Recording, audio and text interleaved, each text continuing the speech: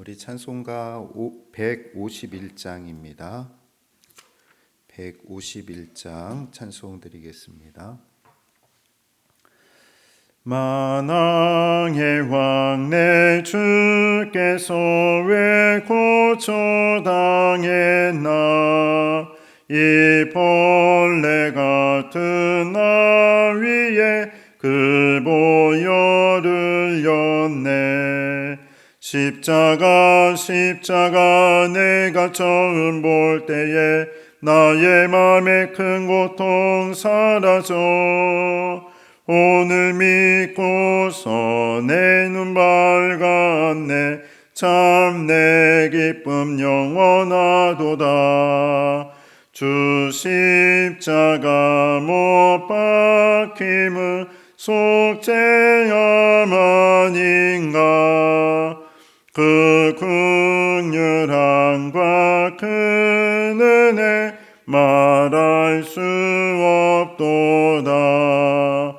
십자가 내가 처음 볼 때에 나의 맘에 큰 고통 사라져. 오늘 믿고서 내 눈 밝았네. 참 내 기쁨 영원하도다.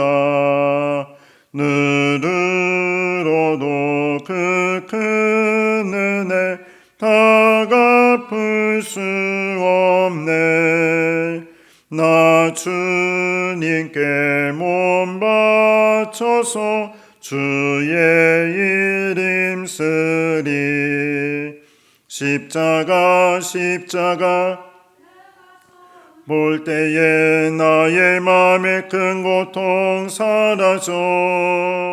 오늘 믿고서 내 눈 밝았네. 참 내 기쁨 영원하도다. 아멘. 기도하겠습니다. 사랑의 하나님, 감사합니다. 하루하루 주님의 은혜 가운데 살아가게 인도하여 주시고, 또 이 시간도 주의 말씀을 함께 나눌 수 있는 귀한 자리로 저희를 불러주시니 감사를 드립니다. 하나님, 주님의 말씀을 통해서 우리 심령이 날마다 풍성해질 수 있도록 인도하여 주시옵시고, 주님을 닮아갈 때마다 또 우리 삶 가운데 귀한 믿음의 열매들이 맺어지게 하여 주시옵소서. 이 모든 말씀 예수님의 이름으로 기도하옵나이다. 아멘. 오늘 우리들이 함께 살펴볼 성경은 고린도 전서가 되겠습니다. 우리 오늘 함께 읽을 말씀은 고린도 전서 1장 23절 24절 말씀입니다. 고린도 전서 1장 23절 24절 말씀, 우리 말씀 함께 봉독하시겠습니다. 우리는 십자가에 못 박힌 그리스도를 전하니 유대인에게는 거리끼는 것이요 이방인에게는 미련한 것이로되, 오직 부르심을 받은 자들에게는 유대인이나 헬라인이나 그리스도는 하나님의 능력이요 하나님의 지혜니라. 아멘. 오늘 우리가 살펴볼 이 고린도 전서는 사도 바울이 고린도 교회에 보낸 첫 번째 서신입니다. 두 번째 보낸 서신이 후서가 되겠죠. 그렇게 되고, 이 고린도 교회는 사도 바울이 세운 교회였습니다. 지난 시간에 우리가 살펴봤던 로마 교회는 사도 바울이 세운 교회가 아니었는데, 오늘 고린도 전서를 쓴 이 사도 바울이 고린도 교회에 보낸, 자신이 세운 고린도 교회에 보낸 첫 번째 서신이다라는 것이죠. 자, 이제 고린도 교회는 바울이 몇 차 전도 여행했었죠? 3차까지 전도 여행을 했는데, 2차 전도 여행 때에 18개월 동안 이 고린도라는 도시에 머물면서 바울이 세운 교회였습니다. 이 바울은 고린도에 머무르면서 무슨 부부를 만나죠? 브리스길라와 아굴라 부부를 만나게 됩니다. 그래서 함께 이 천막을 제조하는 그 일을 함께 일을 하기도 했는데, 자, 이 고린도 교회를 설립할 당시에는 여러분들 그 사도 바울이 우리가 사도행전에서 봤지만 주로 어느 도시를 가면 어디에서 복음을 전하게 됐죠? 회당에서 전하게 되죠. 회당에서. 왜냐하면 거기 유대인들이 있기 때문에 회당에서 복음을 전합니다. 고린도서도 마찬가지였어요. 이 고린도라는 도시에 가서 제일 먼저 어디에서 복음을 전하게 됐냐면 이 회당에서 복음을 전하게 됩니다. 그런데 유대인들이 이 사도 바울이 예수 그리스도, 바로 너희들이 박해했던 예수님이 그리스도다, 메시아다 하니까 유대인들이 그를 받아들일까요? 받아들이지 않을까요? 받아들이지가 않죠. 그래서 이 복음을 전할 때에 유대인들의 박해를 받게 됩니다. 그래서 사도 바울이 이 그 예배 초소를 회당에서 어디로 옮기냐면은 이 아굴라 부부, 아까 브리스길라와 아굴라 부부 그 집으로 옮기게 됩니다. 그런데 이때 무슨 일이 있냐면요. 이게 그러니까 복음이 참 능력이 있는 게 뭐냐면 이 복음을 듣고 회당장, 그 회당에 보면은 회당장이죠. 대표격이라 될 수 있는 이 회당장 그리스도보라는 사람이 예수님을 믿게 돼요. 그러니까 말하자면 유대교였다가 기독교로 개종을 한 거죠. 개종을 하면서 많은 유대인들이 누구 앞으로 돌아오게 됩니까? 주님 앞으로 돌아오게 되는 거죠. 복음을 받아들이게 됩니다. 그래가지고 이 일로 인해서 회당장 그리스도가 기독교로 개종하고 또 많은 유대인들이 늘어나면서 이제 고린도 교회는 아주 급성장을 하게 되는 거죠. 고린도 교회가 아주 급성장을 하게 됩니다. 자, 이 고린도는 뭐 유대인들뿐만 아니라 이렇게 유대인들뿐만 아니라 누구도 많이 있었냐면은 바로 이제 이방인들도 많이 있게 되죠. 많이 있게 되는데 그 유대인들뿐만 아니라 이방인들도 많이 있었고 또 부유한 사람, 부자들도 있고 지식층도 있었지만 교회 안에 대부분은 하층 계급입니다. 하층의 일반 백성들, 특히 노예들도 많이 있었습니다. 이 고린도 교회는요, 이 그 헬라주의, 여러분들 그 헬라 문화가 상당히 발달되고 있죠. 헬라 철학, 헬라 문화, 뭐 많은 것들이 있는데 이런 영향을 받아서 되게 이론적이고 또 철학적이고, 또 토론하는 것을 좋아해요. 그러니까 이렇게 지식이 많은 것 같은데도 근데 반면에는 또 뭐가 문제냐면 윤리와 도덕적으로는 타락했다라는 거죠. 그러니까 사람들은 참 똑똑하고 뭐 토론도 잘하고 말도 잘하고 뭐 지식은 많이 있지만 윤리와 도덕적인 생활은 별로 그렇게 모범이 되지 못하는 타락한 삶을 살아가게 되었습니다.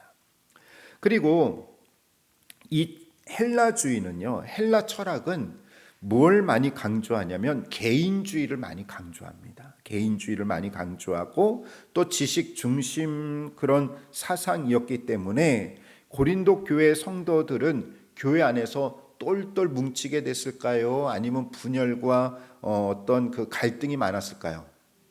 그렇죠. 분열과 갈등. 서로 똑똑하다고 하니까 이런 갈등과 분열이 많이 있었습니다. 이제 그런 이야기들을 우리가 이제 고린도전서에서 살펴보게 되는데요. 자, 그러면 사도 바울이 이 그 고린도전서를 쓰게 된 동기가 무엇이냐? 이 바울이 이 고린도전서를 쓴 것은 에베소에서 쓴 것으로 추측이 되고 있습니다. 에베소에서 쓴 걸로요. 자, 그러면 첫 번째 뭐냐? 왜 이 고린도전서를 왜 썼느냐? 방금 전에 우리가 말씀드린 것처럼 고린도 교회 안에는 여러 당파와 분쟁이 있었어요. 그것이 큰 어떤 교회 위기가 찾아오게 된 겁니다. 그래서 이러한 소식을 듣고 여러 가지 이제 이런 분열을 일으키는 여러 가지 원인들이 있을 거 아닙니까? 뭐 이렇게 성적인 문제, 또 신자들 사이에 그 소송이 들어가고 그다음에 또 뭐 주의 만찬 이런 여러 가지 문제로 인하여서 그거에 대해서 충고해주고 무엇이 되라, 그리스도 안에서 하나가 되라. 아까 우리가 읽었지만 누구 안에서? 십자가. 우리는 십자가 안에서 예수 그리스도에서 하나가 되어야 된다라는 것을 충고하고 있는 것입니다. 또 두 번째로 쓰게 된 이유는 뭐냐면 이 고린도 교회가 스데바나하고 드보나도라는 이 그 사람들을 사도 바울에게 보냅니다. 그러면서 고린도 교회의 실정을 보고하고 또 교인들이 여러 가지 문제들이 있잖아요. 그러니까 궁금해하는 게 있잖아요. 궁금해하는 거. 그걸 가지고 이 사도 바울에게 묻게 됩니다. 어떤 것들이 있냐면 결혼의 문제에 대해서, 또 지난 시간에도 제가 로마서에서 잠깐 언급했던 것처럼 이 우상의 제물 문제, 이 우상의 제물을 먹어도 되냐 말아야 되느냐, 이걸 가지고 또 성령의 은사에 대한 문제, 또 부활에 대한 문제, 이런 걸 가지고 사도 바울에게 질문을 하게 되고, 여기에 대한 질문에 대해서 사도 바울이 답변해 주는 그러한 내용이 고린도 전서에 기록이 되어 있습니다. 자, 역사적 배경으로 보면요, 이 고린도라는 도시를 좀 우리가 한번 생각을 해 봐야 되는데, 이 고린도라는 도시는 당연히 로마 제국 통치 안에 있었겠죠. 이때는 로마가 전 세계를 통치하고 있었기 때문에 로마 제국의 통치 아래에 있었고, 또 그리스의 중심 도시였습니다. 여러분들 그리스의 아테네 하면 유명하죠. 아테네 하면은 다 아실 텐데, 이 아테네는 문화와 교육, 대학의 중심지이고 어떤 자유의 사상에 대한 그런 도시였다면, 고린도는 이 그 정치와 상업의 도시였어요. 여러분들 우리 옛날에 청주하면 저도 청주하면은 떠오르는 게 무슨 도시라고 해죠? 교육의 도시 이렇게 했잖아요. 그러니까 아테네 같은 경우는 교육의 도시, 문화의 도시, 대학이 중심으로 모여 있는 도시, 그렇게 되는데, 이 고린도는 정치, 그다음에 상업, 아주 무역이 아주 활발하게 잘 이루어진 그런 중심지였습니다. 그리고 고린도는 이 마게도니아와 이 아가의 동서를 연결하는 교통의 요충지였어요. 그러니까 여러분들 여기 지도 보면은 여기가 고린도 있잖아요. 예, 고린도 있으면 이쪽이 아시아 지역이고 이쪽으로 가면 어디죠? 유럽 쪽이거든요. 그러니까 이 연결해주는, 양쪽을 유럽과 아시아를 연결해주고, 또 많은 무역상들이 어디로 오게 될까요? 이 고린도라는 곳을 와서 여기서 이제 많은 상업이 발달하게 된 거죠. 그래서 상당히 교통의 요충지였다. 동서를 만나게 하는 그런 연결고리가 바로 이 고린도였다라는 것을 알 수가 있습니다. 그리고 인구는 한 60만 명 정도, 상당히 많죠. 또 제가 알기로는 청주가 80만 명인가요? 60만은 넘는 것 같아요. 그죠? 그러니까 이 당시에 60만 명이 모여 살았다라고 하면은 상당히 큰 도시였다라는 거죠. 그리고 또 여러 인종들, 아까도 말씀드렸듯이 동서양의 그런 무역 중심 도시였기 때문에 다양한 인종들이 모여 살고 있었습니다. 그리스도인, 로마인, 유대인, 동양인, 이렇게 함께 모여서 아주 큰 메트로 도시를 이루고 있었습니다. 자, 이렇게 사람들이 많이 있고 또 어떤 무역이나 상업이 많이 있다 보니까 누구가 많았을까요? 그렇죠. 노예들도 상당히 많았죠. 왜냐하면 그때는 노예들은 어떻게 했어요? 사고 파는 그런 물건 취급받다 보니까 여기 이 고린도에는 노예들도 상당히 많이 있었습니다. 그리고 종교적인 모습을 보면 상당히 종교도 많이 발달이 되어 있어요. 종교가 발달이 되어 있다라는 것은 그만큼 우상들이 많고 또 신전이 많이 있었다라는 거죠. 그래서 종교의 중심지로 이집트 신전이 있었고, 또 특별히 여기 세라피스 신전, 이시스 신전, 또 노예나 창녀들, 처녀들을 희생제물로 바치는 아프로디테 신전, 또 2년마다 이스트미아 제전이 열리게 되는 어떤 그런 그 많은 이런 그 신전들이 있으면서 이렇게 보면은 그런 이제 우상들이 많은 그런 도시 중에 하나였죠. 여러분들 그렇지 않습니까? 이렇게 항구 도시나 바닷가를 끼고 있는 보면 도시들은 뭐가 많아요? 미신도 많고, 그죠? 옛날에 보면은 그런 우상을 섬기는 일들이 많이 있었는데, 그런 그 도시가 이 고린도였습니다. 그리고 또 하나는 이 고린도에는 향락과 술 취함, 여러 가지 그 타락된 모습들이 많이 있었어요. 예. 죄송하지만 저도 인천이다 보니까 인천 뭐 항구 도시가 어때요? 조금 그런 향락가들도 많이 있고 타락한 그런 모습들이 많이 있는데, 이 고린도도 어차피 그 항구 도시였기 때문에 그런 향락과 태폐적인 그런 문화들이 많이 있었습니다. 그래서 그리스어로 이 당신은 고린도 여자 같다 그러면 그건 뭐예요? 그건 상당히 모욕적인 말이에요. 당신은 창녀와 같습니다라는 그런 뜻이에요. 그래서 너는 고린도 사람이다라는 것은 그만큼 고린도처럼 당신들은 음란한 사람들이다, 음탕한 사람이다라는, 그러니까 아주 좋지 않는 말이었죠. 자, 이런 도시에 이제 고린도 교회가 세워지게 되었던 것이죠. 그러면 우리가 이제 본론으로 좀 들어가서요. 첫 번째 에피소드는, 첫 번째 단락은 교회 분쟁과 일치입니다.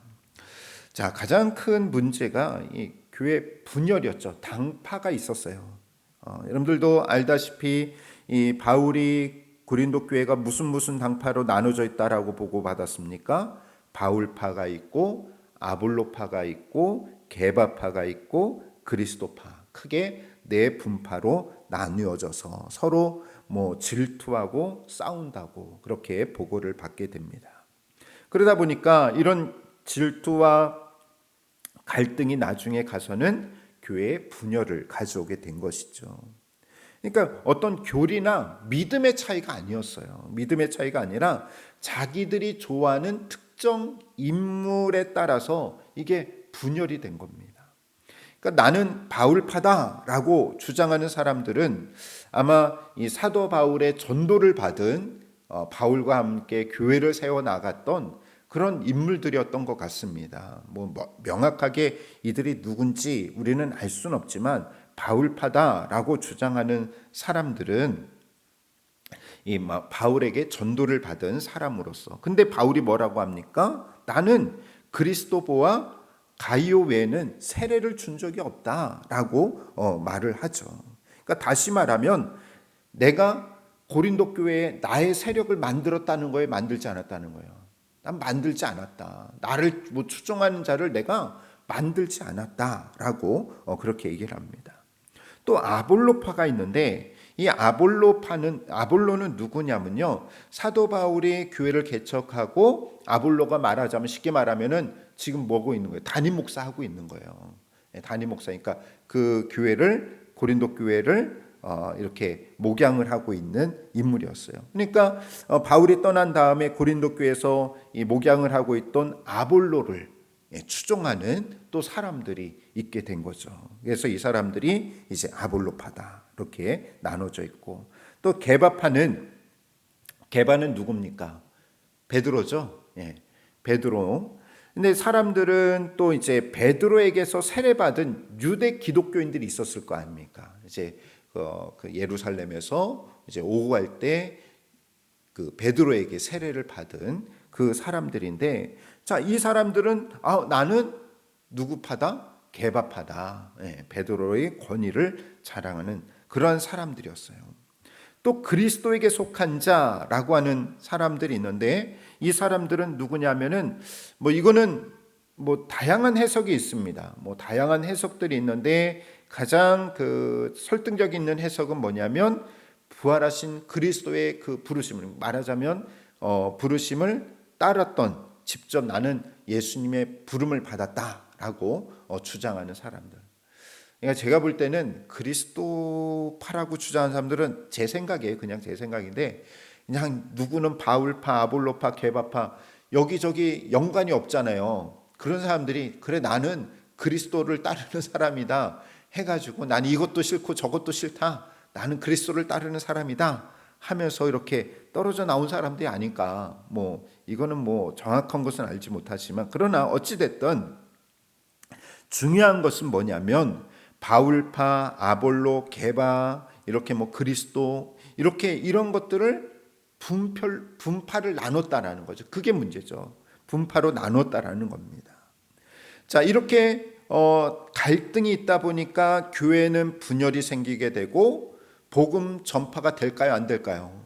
안 되겠죠. 맨날 교회 안에서 싸우는데 누가 그 교회에 오고 싶어 하겠어요. 그러니까 지장을 주기 때문에 바울은 서로 일치하고 분열하지 말라. 그리고 같은 마음과 생각을 가지고 굳게 뭉치라라는 그런 권면의 말씀을 주고 있어요. 그게 1장 10절 말씀인데, 자, 우리 1장 10절 말씀에 보면, 자, 여러분들 그 1장부터 1장 1절에서 9절까지는 뭡니까? 인사와 감사죠. 지난주에 제가 서신에 대해서 말할 때 서신이 약간의 형식이 있다고 하지 않습니까? 처음에는 인사하고 또 권면에 잠깐의 어떤 서로 인사를 하고 감사의 내용을 하고, 그 다음에 사도 바울이 고린도 전서를 쓰면서 제일 먼저 꺼냈던 본론의 내용이 10절의 말씀이죠. 10절 말씀 같이 읽어볼까요? 형제들아, 내가 우리 주 예수 그리스도의 이름으로 너희를 권하노니 모두가 같은 말을 하고 너희 가운데 분쟁이 없이 같은 마음과 같은 뜻으로 온전히 합하라. 아멘. 아마 이 고린도 교회에서 가장 큰 문제가 이 분열의 문제였던 것 같아요. 그러니까 사도 바울이 제일 먼저 이들에게 전하고 싶은 말이 뭐예요? 너희들 같은 마음과 같은 말을 해서 마음을 한 마음으로 품어라. 이런 분열로 하지 마라. 굳게 뭉쳐라 라고 권면을 하고 있습니다. 자, 또 우리가 살펴보면은 여러분들 1장 4절에 보면은 4절도 한번 읽어볼까요? 그리스도 예수 안에서 너희에게 주신 하나님의 은혜로 말미암아 내가 너희를 위하여 항상 하나님께 감사하노니. 아멘. 자, 여러분들 고린도 교회는 문제가 많은 교회였을까요? 문제가 없는 교회였을까요? 상당히 많은 문제야. 아마 오늘날 고린도 교회 같은 교회가 있으면 매일 뉴스에 나올 거예요. 매스컴에서 매일 나올 거예요. 예, 맨날 소송하고 싸우고 막 그냥 성적인 문제 있고 다투고. 그러면은 이런 교회에 아마 여러분들 가고 싶어요? 안 가고 싶어요? 가고 싶지 않죠. 뭐 이런 게 교회인가? 할지 모르겠습니다. 그럼에도 불구하고 사도 바울은 뭐라고 말하고 있어요? 고린도 교회가 많은 약점이 있고 죄가 많음에도 불구하고 그럼에도 하나님의 참됨이 살아있는 교회다라는 거예요. 그래서 여러분들 2절에도 보면은 고린도에 있는 하나님의 교회라고 부르고 있지 않습니까? 그러니까 정말 보면은 어떻게 이런 데가 교회인가 라고 말할 수도 있겠지만, 그런데 그럼에도 불구하고 교회에 약점이 많고 여러 가지 죄악이 많이 있음에도 불구하고 그래도 고린도 교회는 누구의 교회다? 하나님의 교회다라는 거예요. 네. 여러분들 그 진주보다 비싼, 요새는 금값이 많이 올라서 만약에 금돼지가 있어요. 금돼지를 여러분들에게 막 그냥 깨끗한 금돼지도 금값이 그대로지만 만약에 그게 진흙탕이나 막 여러 가지 오물이 먹고 더러운 것이 묻으면은 그거 그냥 어때요? 버려요? 아니죠. 어떻게 해서든지 해가지고 씻어서라도, 그죠? 그 가치는 변함이 없거든요. 그러니까 교회도 마찬가지란 거예요.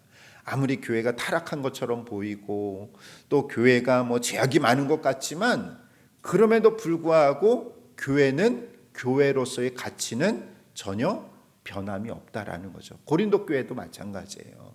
어떻게 저런 게 교회일까? 그렇게 우리가 판단하지 못한다라는 겁니다. 어쨌든 그 교회도 누가 세우신 교회다? 하나님이 세우신 교회다라고 이렇게 강조를 하고 있는 거죠. 자, 그래서 이 바울이 전하는 게 뭡니까? 바울에게 있어서 중요한 게 뭐냐면은, 바울에게 있어서 중요한 것은 십자가의 도입니다. 아까 우리가 읽었던 고린도전서 1장 23절 24절에 나온 것처럼 유대인들은 표적을 구하고 헬라인들은 지혜를 구하지만 부르심을 입은 자들은 바로 십자가의 도를, 십자가만을 자랑하면서 하나님의 능력, 하나님의 지혜를 자랑하게 된다라는 거죠. 여러분들 교회 안에는 다름이 있을 수가 있어요. 그죠? 다 성격이 똑같습니까? 나와 정반대의 사람도 있어요. 또 사는 모습들도 다 달라요. 뭐 잘 사시는 분도 있고 좀 어렵게 사시는 분들도 있고 또 뭐 계층도 다르고 또 뭐 성별도 다르고 사는 모습도 다 달라요. 뭐 생각하는 것도 다르고 다 다르지만 이 다름은 있을 수 있습니다. 그러니까 고린도 교회 안에서도 유대인들도 있고, 그죠? 이방인들도 있고, 부자도 있고, 가난한 사람도 있고, 또 똑똑한 사람도 있고, 또 많이 배우지 못한 사람들도 있어요. 모두 달라요. 그런데 이렇게 다르다는 걸 통해 가지고 교회가 분열을 해서는 안 된다라는 거죠. 예. 그러니까 교회 안에서 여러분들 우리가 이렇게 나와 다르다고 해서 편을 가르면 될까요? 안 될까요? 안 되죠. 나는 똑똑한 사람이니까 똑똑한 사람끼리만 좀 모입시다. 좀 우리는 사업하는 사람들이니까 우리 사업하는 사람들끼리 모입시다. 예? 그렇게 우리가 편을 나눠서는 안 된다라는 거예요. 오늘날도 교회 안에 보면은 어떤 혈연, 고향을 가지고 제가 이제 안산에서 이렇게 보면은 어느 교회는 전라도 사람들 위주로 모이는 교회, 또 어느 큰 교회는 뭐 경상도 위주로 모이는 교회, 이렇게 그렇게 좀 나눠져 있는 그런 모습들도 있더라고요. 또 어느 교회 가면은 좀 이렇게 친정부의 교회도 있고 또 어느 교회는 좀 야당이 이렇게 모이는 그런 교회들이 있는데, 그런데 그런 것들로 우리가 모인 겁니까? 우리가 정치적인 색깔로 모였을까요? 아니면 여러분들 우리가 어떤 직업으로 이렇게 함께 모였습니까? 아니면 뭐 출생에 따라서 우리가 고향에 따라서 이렇게 모였습니까? 아니다라는 거죠. 다 달라요. 그런데 우리에게는 같은 건 있어요. 그게 뭐예요? 누구를 따르는 사람들이에요? 그렇죠. 주님 예수 그리스도의 이름으로 모인 것이다라는 겁니다. 그러니까 사도 바울은 서로 다름은 다를 수 있다. 다를 수 있지만 우리는 누구의 이름으로 모인 것이다. 예수 그리스도 십자가의 도로, 십자가로 모인 사람들이 아니냐. 우리가 예수 그리스도 안에서 하나가 될 수 있다라는 거죠. 그러니까 교회는 예수 그리스도의 이름으로 모인 것입니다. 서로 다르지만 우리에게는 다 공통점이 있어요. 다 다르지만 공통점이 뭡니까? 우리는 누구를 믿는 사람들이에요? 예수 그리스도를 믿는 그런 공통 분모가 있기 때문에 결코 나와 다르다고 해서 그걸로 인해서 교회가 분파가 있어서는 된다 안 된다? 안 된다라는 것을 강조하고 있는 거예요. 그러니까 사도 바울이 그걸 얘기를 하고 있는 거예요. 유대인들은 어떤 표적을 구하고 헬라인들은 지혜를 찾으면서 그걸로 자기네들끼리 분파를 나누려고 하는데 그게 중요한 것이 아니라 우리는 예수 그리스도 십자가로 모인 사람들이다. 다르지만 십자가로 모였다라는 것을 강조하고 있는 거죠. 자, 두 번째로는 하나님의 동역자입니다. 이 3장 9절에 보면 동역자 여기 나오죠. 동역자 한번 여기 같이 한번 읽어볼까요? 높은 목적을 달성하기 위해 협동하여 손잡고 일하는 관계, 복음을 위하여 하나님 나라를 위하여 진리를 위하여 함께 수고함. 예. 그러니까 동역자라는 것은 우리가 하나님의 나라를 위해서, 그렇죠? 또 복음을 위해서, 진리를 위해서 함께 우리가 합력하고 손을 잡고 이 놀라운 일을 함께하는 것이 뭐라는 거예요? 동역자라는 거죠. 그러니까 저한테는 여러분들이 뭐가 되는 거예요? 동역자가 되는 거예요. 저한테도 여러분들은 함께 저와 함께 우리 어울림교회 안에서 복음을 위해서 또 하나님의 나라를 위해서 진리를 위해서 함께 손을 잡고 걸어가는 사람들이라는 거예요. 그러니까 다 다르잖아요. 우리 다 다르잖아요. 다르지만 우리는 동역자, 하나님 나라, 복음, 진리를 향해서 함께 손을 잡는 동역자다라는 것입니다. 자, 그러면 아까 다르지만 우리가 하나다라는 건데, 근데 하나님께서는 우리 각자에게 다름을 주신 걸로 인하여서 하나님의 일을 수행하기 위한 기능을 주셨다라는 거예요. 그래서 사도 바울이 뭐라고 합니까? 나는 심었고 아볼로는 3장 6절에 보면은, 그죠? 아볼로는 뭐 한다고 그랬어요? 3장 6절. 나는 심었고, 나는 여긴 누굽니까? 사도 바울이겠죠? 나는 심었고 아볼로는 물을 주었으되, 그러니까 아볼로가 지금 목회를 하니까 양육을 하는 거죠. 오직 하나님께서 자라나게 하시나니 라고 말씀하고 있는데, 각자의 역할이 있다라는 거예요. 나는 뭐 한 거예요? 나는 복음의 씨앗을 뿌려서 이곳에 교회를 세웠다면 그 교회가 든든히 세워나가게 하는 그 역할은 누가 하는 거냐? 아볼로가 하고 있다라는 거예요.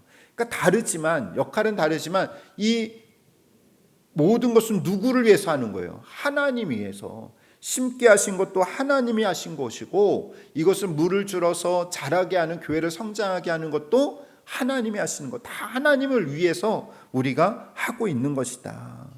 그러니까 모두가 우리가 서로 다르지만, 각자 우리가 다르고 다양하지만, 그러나 하나님을 위해서 우리가 수행하는 그 일을 통해서 우리는 누구를 위해서? 하나님을 위해서 일을 하고 있다라는 거죠.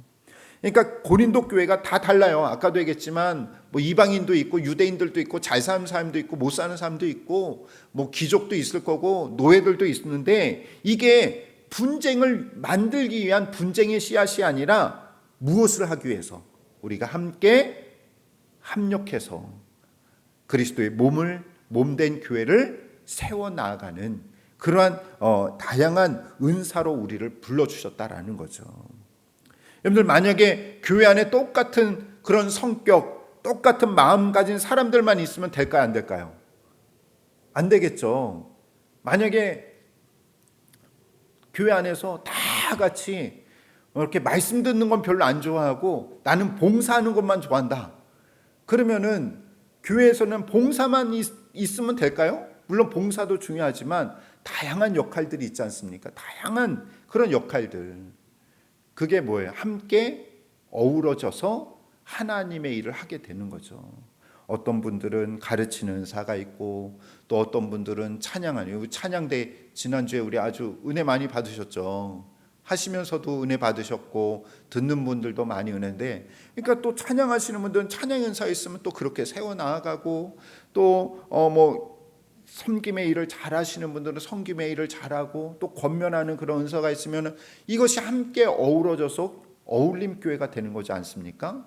그러니까 어떤 목사님이 그래요. 참 어울림 교회라는 말이 너무 좋다는 거예요. 저 처음 보는 어떤 원로 목사님이 그때 처음 뵀는데, 우리 교회가 모르겠어요. 그분이 뭐 영적인 그런 은사가 있는지 몰라도 어울림 교회는 이름도 좋고, 예? 교회 그때 한번 처음 와보신 분, 저는 그분 처음 뵀거든요. 누구 소개 때문에 제가 왔는데, 여기는 무조건 된다는 거예요. 여기 무조건 부흥한다는 거예요. 이 교회는. 그런 얘기를 하시더라고요. 근데 뭐냐? 그분이 하시는 얘기가 뭐냐면, 이렇게 함께 어우러지는 게 중요하다. 각자 다름이 있지만 이 다름을 통해서 그게 분열의 요소가 아니라 뭐 하는 거예요? 함께 어우러져 가지고 어울려서 하모니가 되어서 하나님의 교회를 세워나가는, 하나님의 교회를 세워나가는 아주 중요한 그런 역할을 하게 된다라는 것입니다. 그래서 나에게 있는 은사 있지 않습니까? 또 여러분들이 가지고 있는 재능이 있고 달란트가 있는데, 여러분들 그거를 그냥 가만히 놔두면 안 돼요. 누구를 위해서 써야 돼요? 주님을 위해서 쓰시고, 또 주님의 몸된 교회를 위해서 쓰임을 받을 수 있어야 된다라는 거죠. 그러니까 여러분들, 우리가 교회 안에서도 다양한 달란트를 가진 분들이 많이 있어요. 그래서 저는 될 수 있으면 조그만 달란트만 있어도 그냥 그거 가지고 문화사역 해라, 지역 섬겨라. 그러니까 여러분들도 그런 달란트가 있으면 그걸 어때요? 그냥 숨기지 마시고 사용하세요. 쓰세요. 주님을 위해서 사용할 수 있어요. 왜냐하면 그것도 누가 주신 거예요? 하나님이 주신 거잖아요. 쓰라고 주신 거잖아요. 그것도 이렇게 그냥 땅속에 묻어두지 마시고, 그냥 잠재우지 마시고 자꾸 주님을 위해서 활용할 수 있어야 된다라는 거죠. 그 다음에 사도의 직분입니다. 그래서 사도란 무엇이냐? 사도는 그리스도의 일꾼으로 하나님의 일을 맡아 관리하는 사명이 있다. 그러니까 사도 바울이 이 고린도 교회에게 훈계를 하는데 사도로서 내가 너희들을 권면한다. 첫 번째 권면이 뭡니까? 첫 번째 권면은 여기 1번 나오죠. 밑에서 두 번째 줄 보면은 원하는 모든 것을 소유했다고 자랑하지만 무엇을 이해하지 못한다? 지혜를 이해하지 못한다. 그러니까 교회 안에 모든 것을 다 가진 부자들이 자신들 나 많이 가지고 있어 라고 자랑하고 있지만, 그러나 이들은 많은 것을 가지고 있음에도 불구하고 뭘 가지고 있지 않다라는 거예요. 하나님의 참 지혜를 가지고 있지 않다라고 경고를 합니다. 두 번째로는 뭘 얘기합니까? 성령의 은사를 받았지만 그러나 신령한 사람, 즉 성령의 사람이 아니다라고 책망하고 있으니까, 그러니까 은사는 많이 있지만 여러분들 은사를 가지고 있다고 해서 그 사람이 성령의 사람이라고 착각하지 말라라는 거예요. 여러분들 성령의 사람은 뭘 맺어야 성령의 사람입니까? 그렇죠? 열매가 있어야 성령의 사람이지. 은사는 뭐예요? 하나님이 은사를 왜 주셨어요? 그 은사를 가지고 하나님을 위해서 쓰고 교회를 위해서 써서 성령의 귀한 열매를 맺을 수 있도록 우리에게 은사를 주신 거예요. 말하자면 도구를 주신 거예요. 그걸로 인해서 내가 성령의 열매를 맺어야 된다는 거예요. 내가 도구만 가지고 있다고 해서 성령의 사람이 아니라는 거죠. 은사만 가지고 있다고 해서 성령의 사람이 아니다. 거기에 착각하지 마라 라고 이야기를 하고 있는 거예요. 자, 그러면서 이제 본격적으로, 앞에는 조금 전체적인 권면과 훈계 얘기를 다루고 있다면은 이제 5장부터는 고린도 교회 안에서 실제로 일어나고 있는 여러 가지 문제들, 거기에 대해서 이제 답변해 준 이야기들이 있습니다. 고린도 교회는 이 당파, 아까도 얘기했지만 이 당파로 인하여서 분쟁과 분열의 문제도 있었지만 또 다른 문제가 무엇이 있었느냐? 여기 나와 있듯이 음행의 문제. 5장 1절에 보면은 아버지 아내를 취하는 그런 경우가 있다라는 거예요. 아마 이 아버지의 아내가 젊은 그 여인이었을 가능성이 많이 있죠. 예. 왜냐하면 아까도 얘기했지만 고린도라는 도시는 음행의 도시였어요. 그러다 보니까 그러한 그 고린도 도시 안에서 일어나는 많은 그런 음행들이 어디까지 들어왔다라는 거예요. 교회 안에까지, 성도들까지도 그것을 대수롭지 않게, 이게 꺼리낌 없이 그런 죄를 그대로 짓고 있다라는 것을 알 수가 있죠. 또한 이 교회 문제, 이걸 가지고 어디로 가는 거예요? 쉽게 말하면 세상 법정으로 가는 거예요. 근데 사도 바울은 교회 문제가 있으면 교회 안에서 어떻게 하라는 겁니까? 교회 안에서 해결하라라는 거예요. 저희도 교단도 보면은 뭐 조금 문제가 일어나면 그걸 교회 안에도 이렇게 다 그 법이 있거든요. 법이 있어요. 뭐 재판 법이 있는데, 근데 그걸 가지고 어디로 나가냐면 세상 법정으로 가져가서 소송을 하는 경우가 많이 있어요. 뭐 지금은 좀 많이 없어졌는데 초창기 제가 처음 한 20년 전만 하더라도 뭐 이렇게 감독 회장 선거로 인하여서 뭐 그냥 교회 어른들이 이렇게 싸우는 모습들이 있었는데, 그러니까 교회 문제는 교회 안에서 해결하라는 것을 이야기하고 있는 거죠. 그 다음에 또 음식 문제에 대해서 이제 있는데, 먹는 것에 대해서는 자유롭지만 지난주에 얘기했던 것처럼, 로마서에 했던 것처럼 신앙이 약한 사람이 있다면 그것을 보고 실족하면은 그것을 하지 않는 것, 먹지 않는 것도 신앙의 도리다라는 것을 알려주고 있습니다. 자, 그러면서 사도 바울이 여러 가지 이제 그런 문제들에 대해서 이야기를 하면서 그 중에서 가장 심각한 문제가 뭐였냐면 여기 마지막에 나오는 이 성만찬 문제였습니다. 성만찬 문제인데, 이 문제의 발단이 무엇으로 시작이 되냐면, 여러분들 고린도전서 11장 21절 한번 볼까요?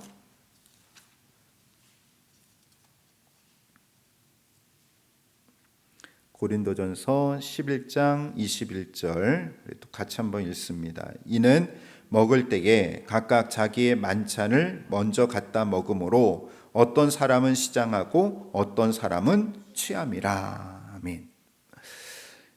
자, 이 당시 우리가 초대교회 그 예배의 그 형태를 좀 우리가 살펴봐야 되는데, 이 초대교회는요, 이 예배로 모이면 그 애찬이 있어요. 여러분들 우리가 주일날 모여서 예배 마치면 우리도 애찬을 식사를 나누지 않습니까? 근데 이 초대교회 안에서도 이런 그 사랑의 식탁이 있었어요. 애찬을 나누는 식탁이 있었습니다. 근데 오늘날 그 교회처럼 초대교회는 따로 예배당이 있지 않았어요. 여러분들 고린도 교회 하면은 고린도 교회 뭐 예배당이 있어가지고 뭐 거기에 사람들이 이렇게 모였다 생각을 하는데, 사실 따로 예배당이 있는 것이 아니라 제가 전에도 말씀드렸듯이 고린도 교회 하면은 고린도 교회인들 중에서 넓은 좀 이렇게 거실 있는 그러한 그 가정집에서 모여서 예배를 드리게 됩니다. 그리고 이 하루 일과 우리는 주일날 낮에 예배 드리잖아요. 낮에 예배 드리는데 이때는 하루 일과를 마치고 저녁 시간에 모이게 됩니다. 왜냐하면 노예들 뭐 일반 상인들은 뭐 휴일이 있었을까요, 없었을까요? 그런 게 없겠죠. 예, 그 사람들은 낮에도 일을 한다고요. 그러니까 이 낮에 모여서 예배 드리는 것이 아니라 저녁에 모이게 됩니다. 이렇게 저녁에 모이다 보니까 예배 드리기 전에 성도들이 뭘 먼저 나누는 거예요? 애찬을 먼저 나누는 거예요. 우리는 예배 끝나고 나누지만 초대교회에서는 예배 드리기 전에 미리 성도들이 모여서 각자 자기들이 준비해 온 음식을 서로 먹으면서 또 교제 나누고 애찬하고, 그런 다음에 이제 어느 정도 모였으면 이제 하나님 앞에 예배를 드리게 되는데, 자, 그런데 고린도 교회는 어떤 문제가 있었냐면, 자, 교인들 중에 경제적으로 부유한 사람들 있잖아요. 말하자면은 다른 사람들은 다 지금 이제 일 가고 뭐 일하고 열심히 일하는데, 부유한 사람들은 시간적인 여유가 있다 보니까 이 부유한 성도들이 시간적 여유가 있기 때문에 모임 장소에 좀 일찍 모여가지고 미리 자신들이 준비한 음식을 뭐 어떻게 되는 거예요? 먼저 먹는 거예요. 먼저 먹는 겁니다. 그러면 일을 마치고 늦게 온 성도들은 주로 이제 노동자나, 그죠? 뭐 노예들, 이런 가난한 사람들이 오면은 먹을 게 있다 없는 거예요. 있습니까? 없습니까? 먹을 게 없는 거예요. 먹을 게 없는 겁니다. 또 이들은 일하다 왔기 때문에 뭐 저녁을 준비할 뭐 시간적 여유도 없습니다. 그러다 보니까 식사를 제대로 하지 못하고 뭘 드리는 거예요? 예배를 드리게 되는 거죠. 그래서 오늘 21절에 나왔던 것처럼 이는 먹을 때에 각각 자기의 만찬을 먼저 갖다 먹음으로 어떤 사람은 먹어버렸으니까 어떤 사람은 와서 보니까 어때요? 먹을 게 있어요, 없어요? 못 먹고 또 준비할 시간도 없으니까 그냥 시장한 거예요. 배고픈 거예요. 배고프고, 또 어떤 사람은 하도 많이 먹고 또 이렇게 포도주 같은 거를 뭐 와인 같은 걸 먹다 보니까 나중에 뭐가 되는 거예요? 취해버리는 거예요. 취함이라. 그래서 22절에 보면은 22절도 같이 한번 읽어볼까요? 너희고 먹고 마실 집이 없느냐? 너희가 하나님의 집 교회를 업신여기고 빈궁한 자들을 부끄럽게 하느냐? 내가 너희에게 무슨 말을 하랴? 너희를 칭찬하랴?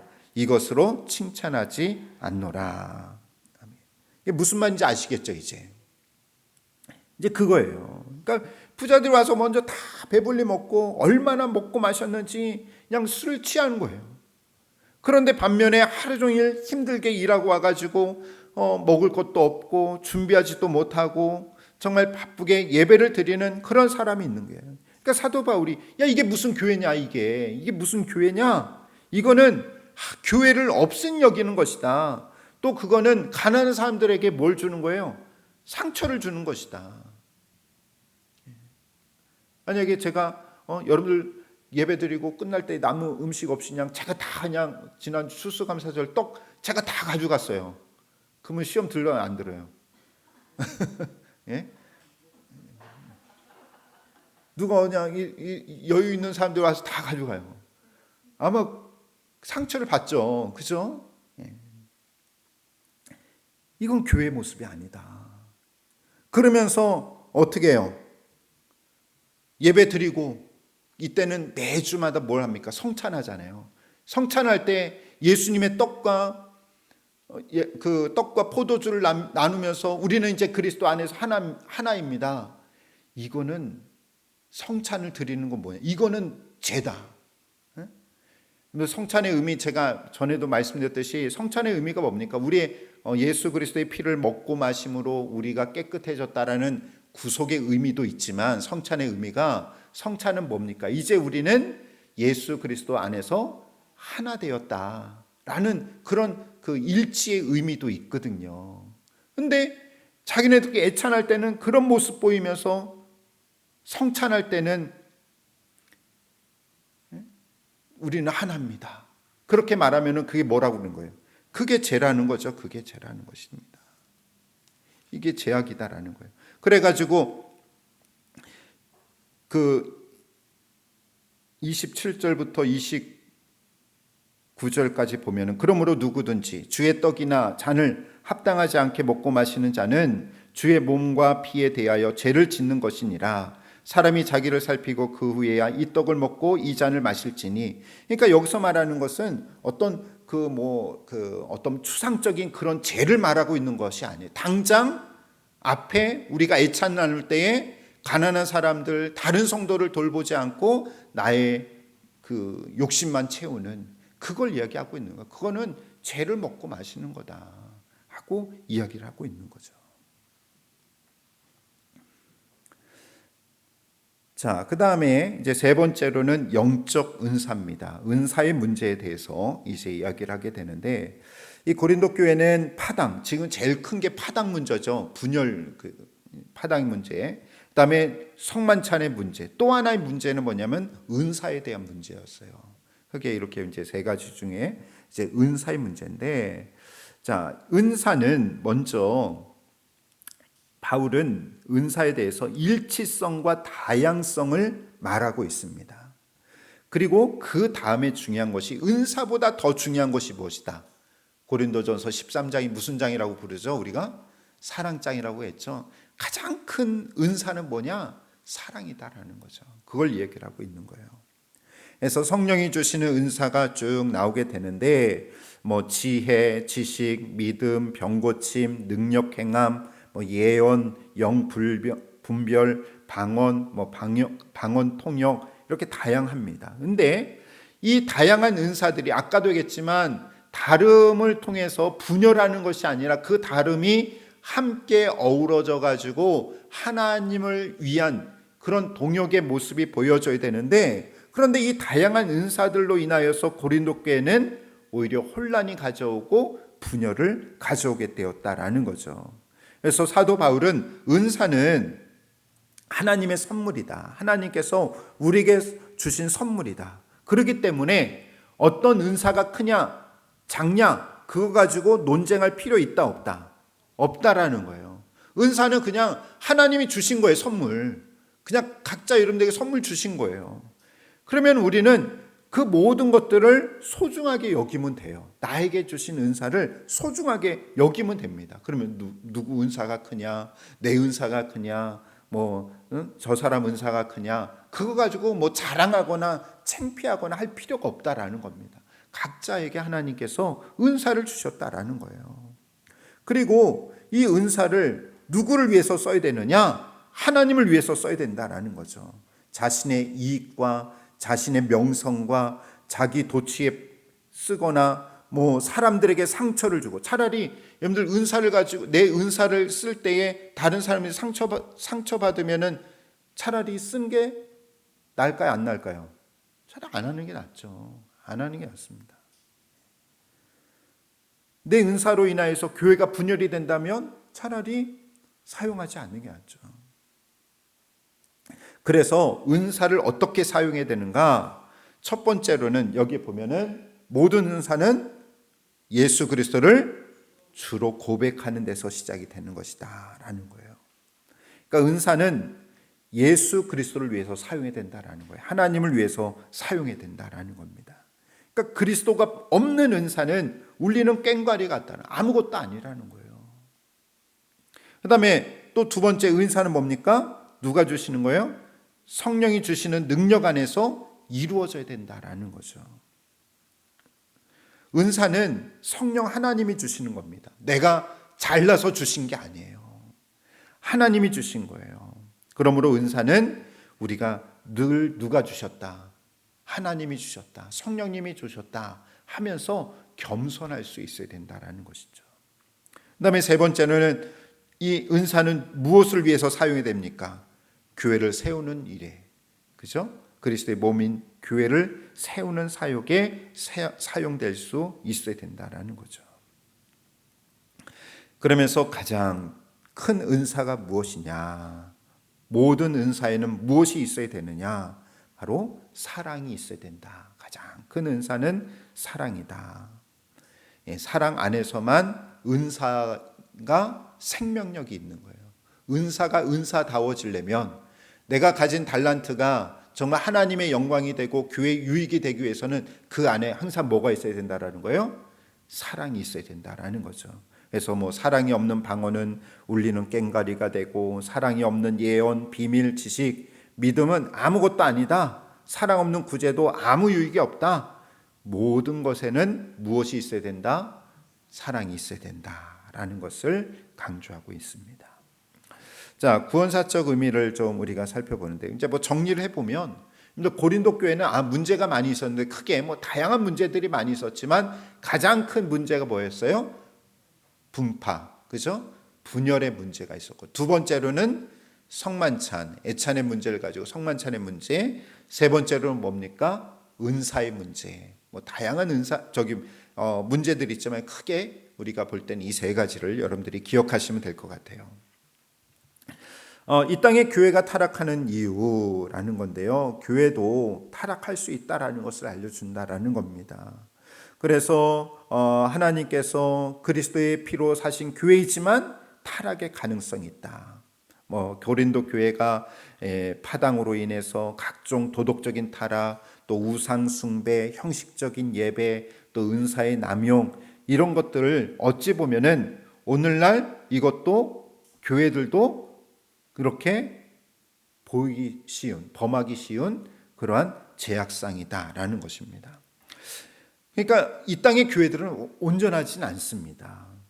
그래서 아우구스티누스, 그러니까 어거스틴이죠. 어거스틴이라는 사람이 뭐라고 했냐면, 지상의 모든 교회는 완전하지 못하다. 또 양과 이리가 공존하는 공동체다라고 이야기를 했고요.